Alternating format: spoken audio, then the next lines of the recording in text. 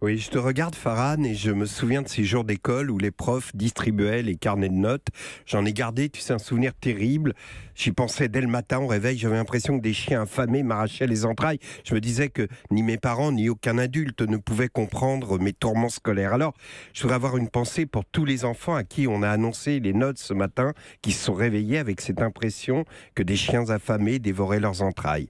Je sais que tu as connu ces jours-là, Farhan, tu en connaîtras à la fin de cette année, puisque tu vas passer le brevet, Oui. mais surtout, ce que je voudrais que tu saches, c'est que tu vas en connaître tout au long de ta vie.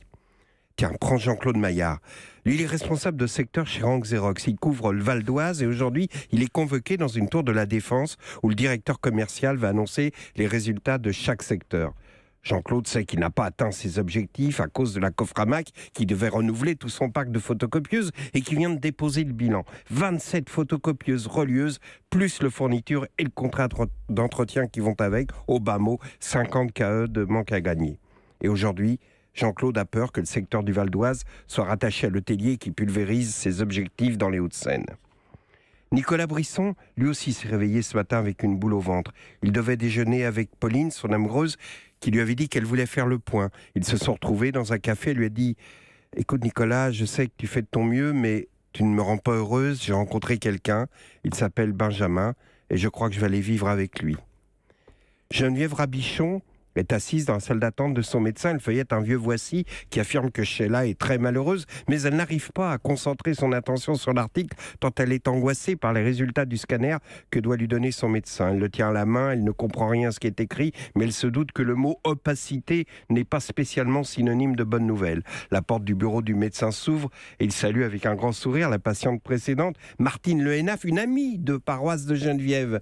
Le médecin lui dit « Vous voyez bien qu'il n'y avait pas de quoi s'inquiéter, juste un kyste bénin. » Et Geneviève le remercie, il lui dit « Oui, mais enfin quand même, le mot opacité m'avait angoissé. »« Ah, Geneviève, tu vas bien ?» Geneviève a envie de lui répondre « Ben non, connasse, je suis là avec mon opacité à moi et je meurs de peur. » Ce matin, à Vanves, un homme s'est réveillé dans le canapé du salon où une scène de ménage dérisoire l'avait envoyé dormir avec cette sensation des chiens qui lui dévoraient les entrailles. Pourtant, cette nuit, dans le salon, lui avait permis de voir un reportage animalier sur la sexualité des acariens qui lui promettait une chronique désopilante. Non, car il faut savoir que les bébés acariens, écoutez ça, copulent entre frères et sœurs dans le ventre de leur mère et au moment de l'accouchement, la mère acarien éclate, elle meurt en libérant les petits mâles qui, eux, vont tous mourir et les petites femelles enceintes. Et à leur tour, dans le ventre des petites femelles enceintes, c'est la chenille qui redémarre. Bon, voilà. Pourtant, cet homme s'est réveillé avec les chiens qui lui dévoraient les entrailles, car aujourd'hui c'est nous, Farhan, qui recevions nos carnets de notes.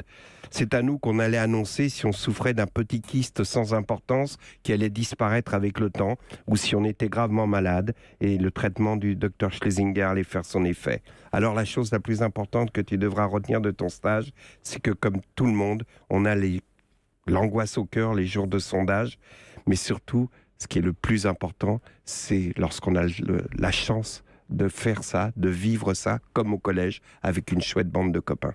Oh, merci.